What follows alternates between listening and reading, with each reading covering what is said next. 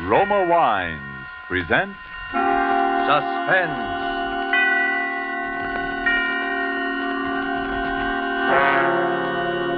Roma Wines, made in California for enjoyment throughout the world.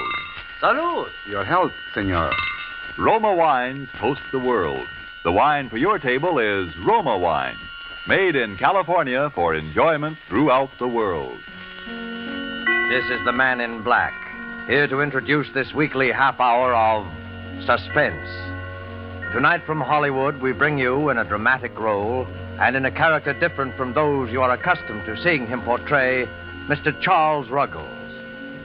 But before we raise the curtain on this evening's suspense play, here is a message from your host, the Roma Wine Company of Fresno, California. Distance lends enchantment, says the old proverb. And it seems borne out in this little episode that we might see taking place at the smart and handsome Pan American Club, Havana, Cuba. An American visitor is amazed that his Cuban host can picture the marvelous climate and rich, fruitful soil of California without ever having been there. But the Cuban responds, "One sip alone of wonderful Roma wine tells me all that. Only true perfection of climate and soil could produce the perfection of your splendid California wine, Roma wine." That's so. And as Roma wines become available to wine connoisseurs of more and more lands, the chorus of praise grows for the truly superb quality of these good Roma wines. No wonder, then, these wine experts of other lands are so eager to import Roma wines, no matter what the distances from our own California. And no wonder, too, that these taste-delighting Roma wines, with no import duty to pay and without expensive shipping charges added to their cost here, are America's largest selling wines. With such richly rewarding enjoyment within your reach, why not get acquainted with your favorites among Roma Wine's many different delightful wine types? Remember the name, R-O-M-A, Roma Wines, made in California for enjoyment throughout the world. And now with Dorothy L. Sayers' story, Suspicion, and with the performance of Charles Ruggles as Mr. Hubert Mummery, Roma Wines again hope to keep you in suspense.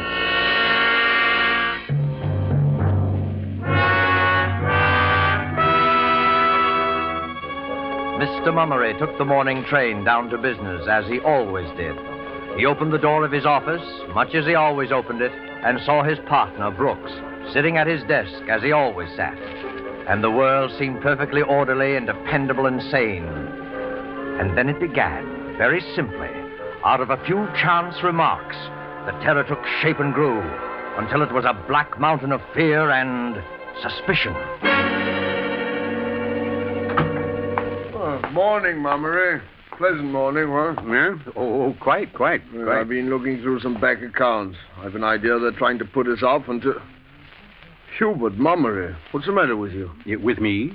Oh, you gave me a start. Why, man, you're as white as a sheet. Oh, am I? Well, I'm not feeling quite myself this morning.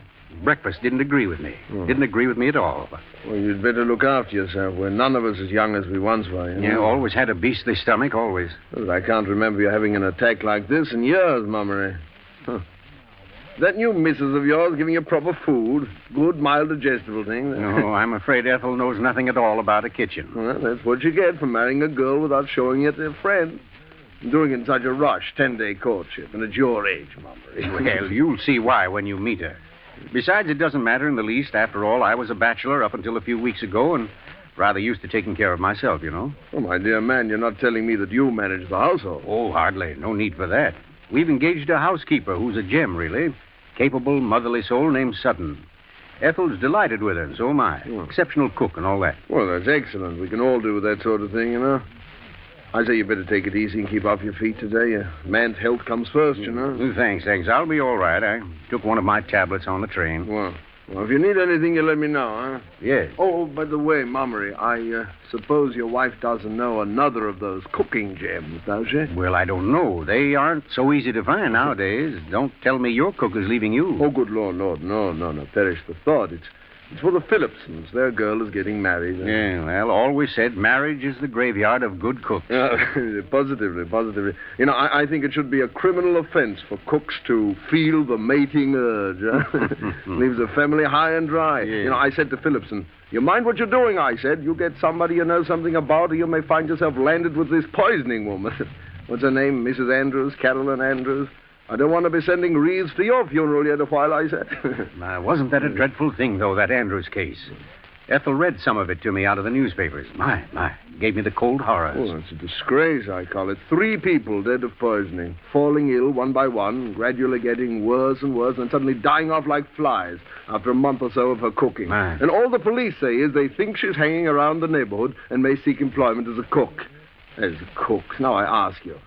Puts us all in the shadow of the grave, doesn't it? Well, rather. Well, it's only to be hoped that they'll catch this charming Mrs. Andrews before she tries her arsenic seasoning on somebody else. And that's why I told Phillipson to be careful about hiring a strange woman. Well, quite right, too. One can't be too careful about a thing like that. I'll ask Sutton if she knows of another cook as good as she is. You won't need worry about anyone she recommends. Oh, excellent. I suppose she's worked for the right sort of people, Mama. Right sort? Well, I imagine so. I don't know. Well, didn't she bring references? Well, yes, she did. A great pile of them. Glowing ones, too. But I don't know. Ethel and I were so glad to get someone that we haven't bothered to look them up, really. Oh. Well, it's 10:30. I must get back to work. Would you mind dictating a few letters, Mummery? Some dunners? I do it, but I've some bills to get out in the next room. All right, I'm glad to. Well, I'll have Penny take them down. Miss Penny, will you step in here a moment, please? Coming, Mr. Brooks. Now, don't exert yourself, old man, because... Oh, Penny, Mr. Mummery will give you some letters for our forgetful customer. Yes, sir. And I'll be in the next office if I'm needed, Mummery. And do ask that sterling cook of yours to find someone for poor Phillipson, eh? Mm-hmm. I'll speak to Sutton as soon as I get home. Good man. You're looking a bit pale this morning, Mr. Mummery. Yes, I know. Let's get down to the letters, Penny, shall we? Yes, sir. Dear sirs, unless payment on your account is immediately forthcoming, we must institute proceedings which... Yes, sir. Which, sir? I was thinking. Wonderfully clever how that Mrs. Andrews manages to get positions with respectable families. Wasn't nothing so clever about the last one, sir. No? No. She brought plenty of references. Glowing ones, too, the paper said. Where in the world would such a woman come by honest references? Oh, there wasn't no question of their honesty, Mr. Mummery. What do you mean by that? Oh, the poor deceased family was so glad to get someone that they never even bothered to look them up. Oh. Why, whatever is the matter, sir? Have I said something that I shouldn't? No. I'm going to go home, Miss Penny. I don't feel well. Not at all well.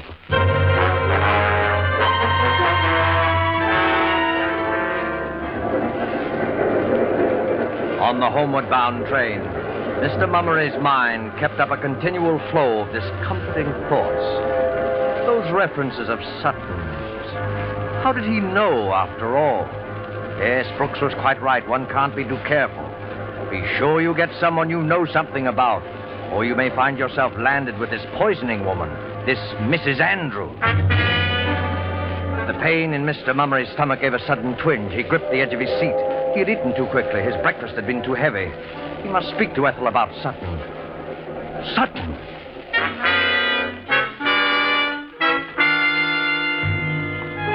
As he walked up the quiet street of the remote little country town, the well-known familiar landmarks looked somehow strange and menacing.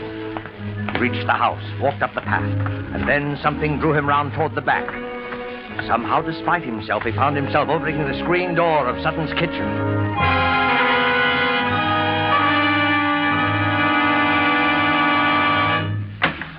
Miss Sutton. Oh, Lord, sir.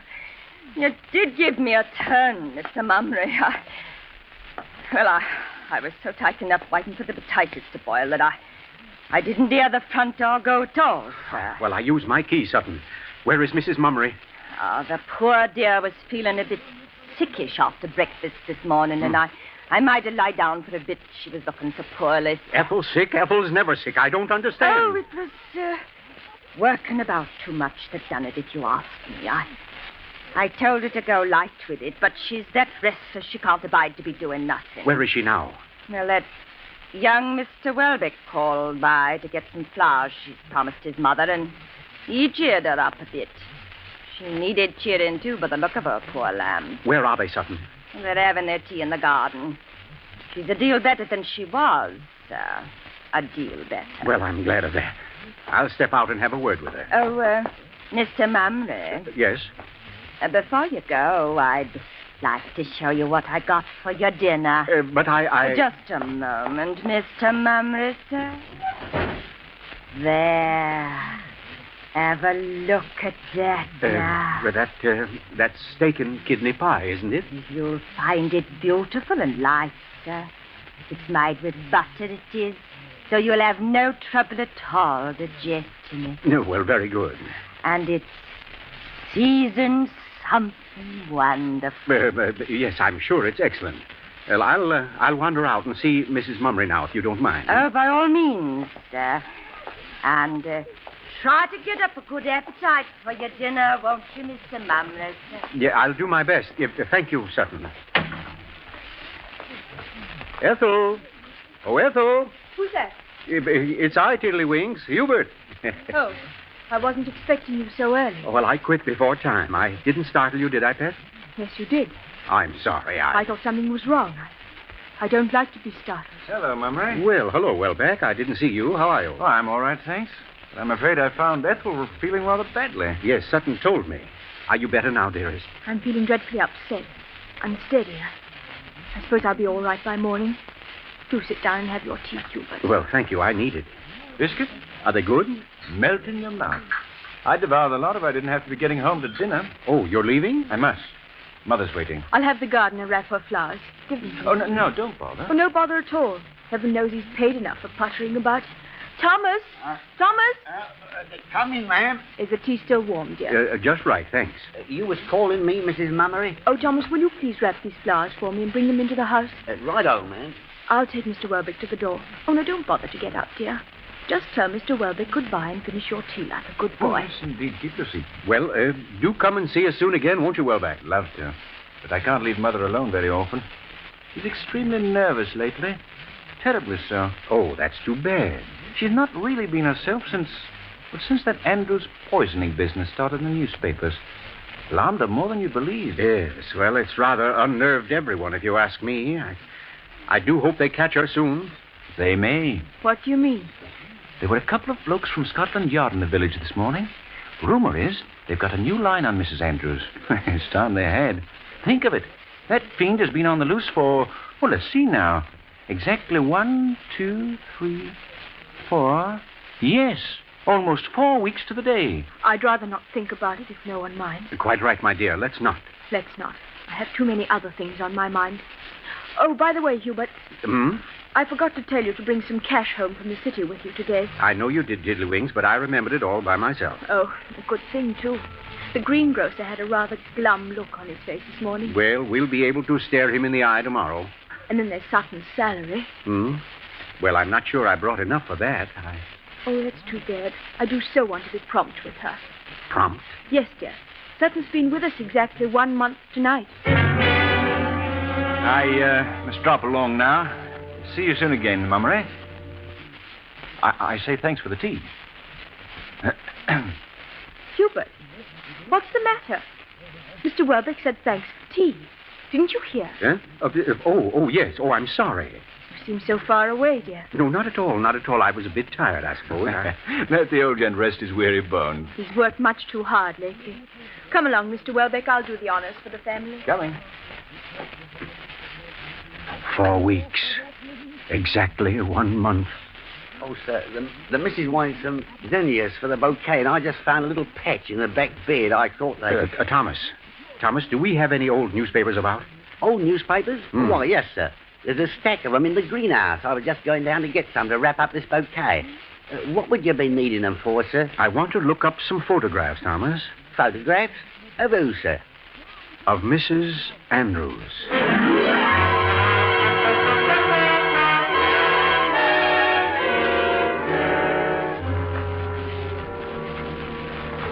Here they be, sir.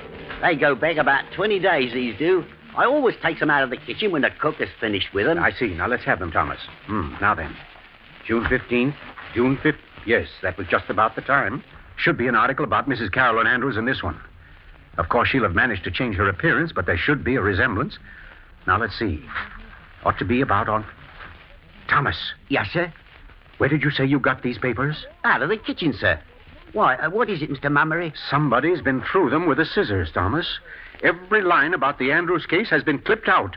Every line. Mr. Mummery, sir. Don't. Now, look for yourself. There. But I don't understand it, do you, sir? I'm afraid to try, Thomas. Are there any more papers about? But there's a few more under this shelf where I keep them. Oh, botheration. Look at that. Meddlers, that's what they are. Meddling with my things. Don't waste time with that now, Thomas. But look at it, sir. All spilled and wasted. It costs good money, too. Well, all right. We'll buy more of whatever it is. Only a bit left. And it ain't so easy to get, I'll tell you. It's just about the best weed killer there is. Them weeds just fold up and die the minute it touches them. If somebody hadn't tampered with the stopper, there wouldn't have been a drop lost. Thomas. Yes, sir?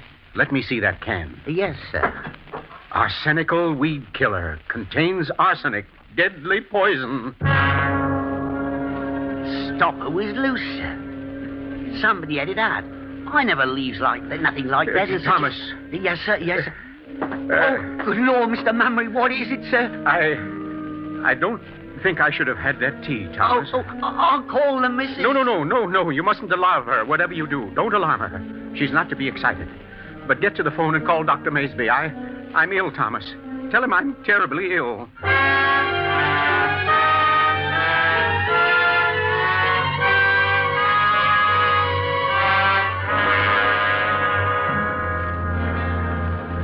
How is he, Dr. Maysby? How is he? Now then, Mrs. Mummery, he's not so bad as all that. He's really far better than he was last night.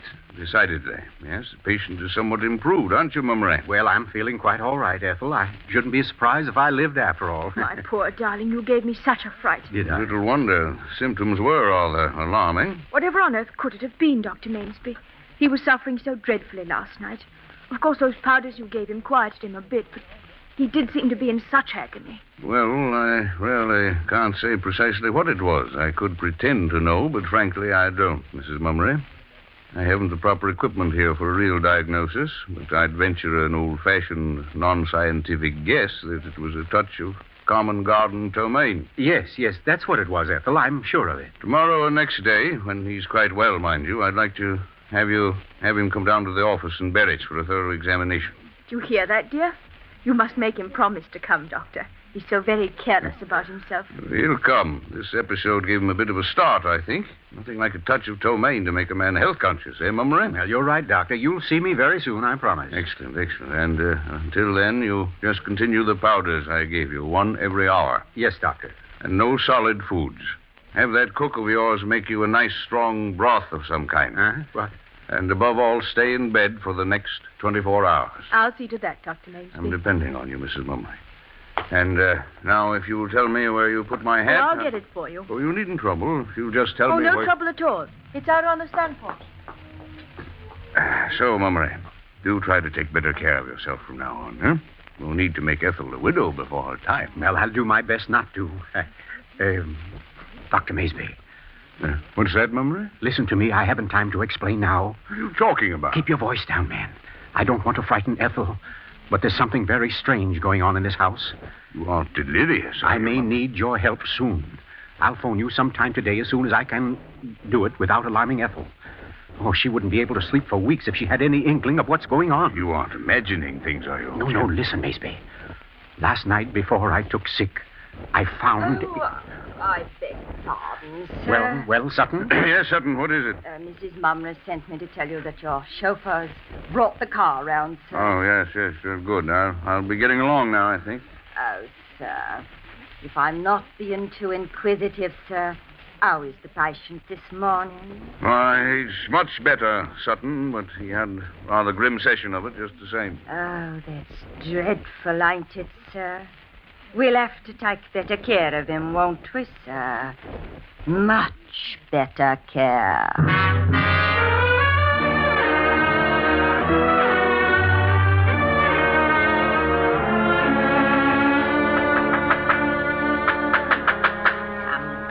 around my greenhouse, will they now? Upsetting my things. Oh, will they now? Not much they won't. I'll put a lock on this door that... Thomas. Who's that? Why, Mr. Mummery, you ain't supposed to be up and about, are you? You're supposed to be in your bed, ain't you, sir? I want to get those papers we were looking at yesterday, Thomas. Does the missus know you're walking around out here? Sir, I'll be bound the missus We'll don't... keep this a secret from the missus, Thomas. You'll get your death, Mr. Mummery. If I lie upstairs in bed all day, the whole Mummery family will get its death. Now, where are those papers? Well, they're just inside the door there, where you left them, sir. Just inside the door. Ah. Now, let's see. Now, where was it? Right about there, sir. No, it wasn't. In a little further. Now to your left. All right. There they are, sir. Well, if they are, I've been struck blind. There's nothing here but the stone floor and a box of tulip bulbs. You must be wrong, sir. All right, well, come and look and see here. Yes, sir. Mr. Mummery. Well, they're gone. What do you know? I'm not at all sure what I know, but I'm going to find out. You come with me, Thomas. You ought to be in your bed, sir. All right, I ought to be in my bed, sir. Come along, will you? Yes, sir. Where is Sutton? I don't know, sir. Oh, yes, on second thoughts, I do know. I saw her going down to the greengrocer's to pay the bill. When she passed me, I heard her muttering something about not wanting anybody to come prying about her kitchen. The missus is particular. Yeah, doesn't want us in the kitchen, huh? No, I guess not. Well, that's where we're going right now. I don't think she'd like it, No, sir. I'm sure she wouldn't, Thomas. Come along in. All right, sir, if you say to, sir. Now, let's see, where could they be? You ain't expecting to find them papers in here, are you, sir? I was, Thomas. Is it possible that I'm mistaken? No, I'm not. Now, where could... The stove. That's where they'd be. That's just where the... Just as I thought. Have a look inside, Thomas. There they are, or what's left of them. Somebody kindled quite a little blaze with your old newspapers, wouldn't you say? No, sir, you should have been a detective. Yes, I always rather thought so myself. Well, the papers are done for. By Jove, she's a clever one, all right. Doesn't miss a trick. We're dealing with a very cautious, very thorough woman, Thomas. And I shouldn't be a bit surprised if... Well, are you listening to me? Thomas, what are you staring at? Mr. Mummery, what's that on the windowsill? On the The weed killer. The arsenical weed killer. It's found its way into the kitchen. The stopper's off again, ain't it, sir? Right, the stopper's off and it's nearly empty. Thomas, what's in that pot on the stove? I don't know, sir. Well, look and see. Yes, sir. It's chicken broth, sir. Real strong chicken broth. Good. Here. Now take this empty medicine bottle and get as much broth into it as it'll hold. What for, sir? Just do it, Thomas, please. Yes, sir. That's fine. Now then, get the car out of the garage. Where are we going, sir? We're going to Berwich. But, Mr. Mummery, the doctor... We're going to see the doctor, Thomas, before we're all beyond his help.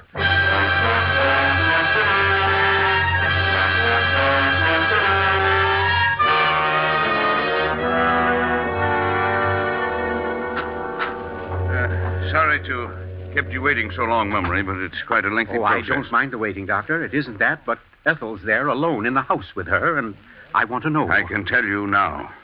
You finished? I've analyzed every drop of the contents. Used Marsh's test for arsenic. I'm able to tell you a very definite answer, my boy. What is it, Maysby? Yes. You mean there is arsenic in that broth? And Sutton... I mean that broth is chock full of arsenic. Mrs. Andrews is taking no chances this time. There's enough poison there to kill your entire household.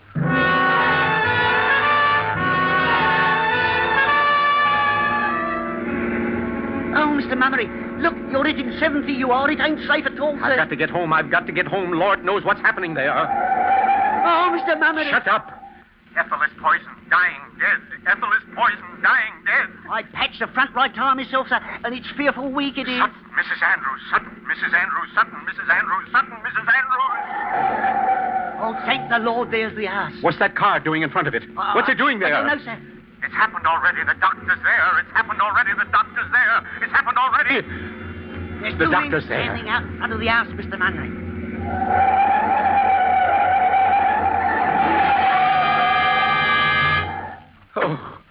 Oh, it's my fault. I did it. It's my fault.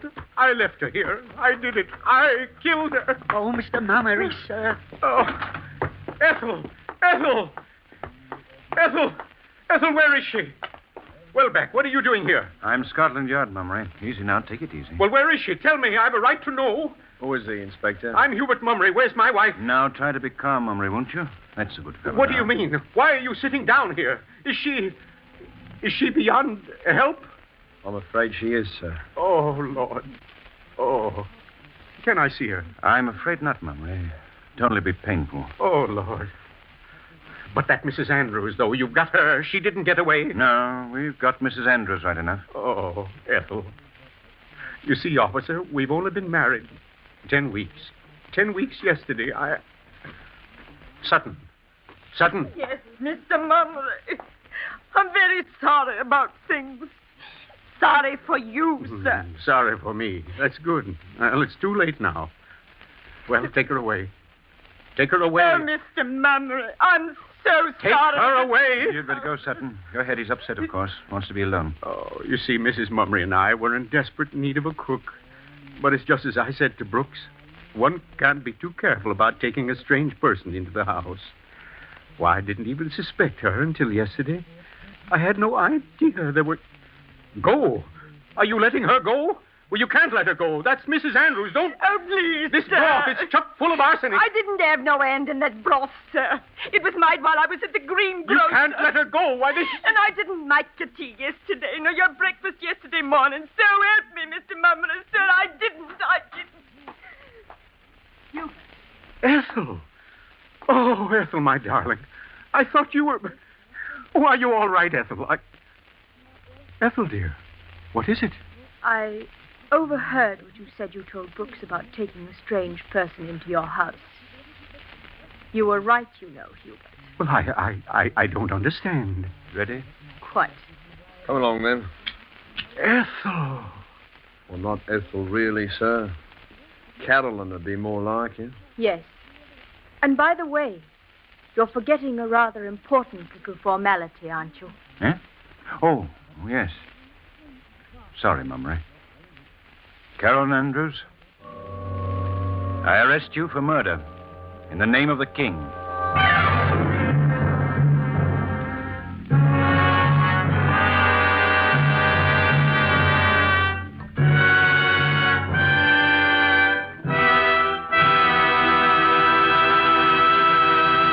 And so closes Suspicion, presented by Roma Wines and starring Charles Ruggles. Tonight's tale of suspense.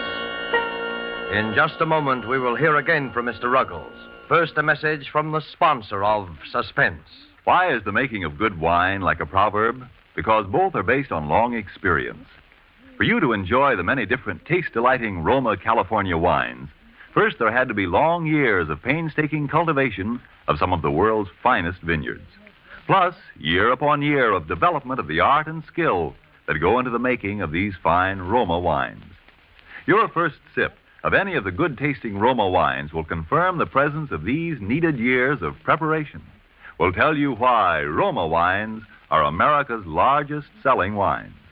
Your taste will thrill to the superb quality and the downright satisfaction when you try, say, the tangy, delicious Roma Sherry, or the rich, hearty Roma Burgundy, or the sweeter, heavier Roma Port. You'll be thrilled, too, when you learn such great enjoyment costs so little, mere pennies a glass. You'll want to add your voice to the international praise of Roma wines now rising in many lands in these words: Roma wines are truly magnificent. Let me repeat the name: R-O-M-A, Roma wines, made in California for enjoyment throughout the world. And now, here is Charles Ruggles. Thank you. Well, it was a great pleasure for me to appear on Suspense this evening, and I'll be listening next week, as I hope you will, when Fay Bainter and a distinguished Hollywood cast will be starred. And one more word. As the enemy's desperate resistance grows greater, make sure that our fighting men suffer no lack in their need for more of the weapons of war. Buy more war bonds. Suspense is produced and directed by William Spear. Don't forget, then, next Thursday, same time, Fay Bainter and other stars in Suspense. Presented by Roma Wines, made in California for enjoyment throughout the world. This is CBS, the Columbia Broadcasting System.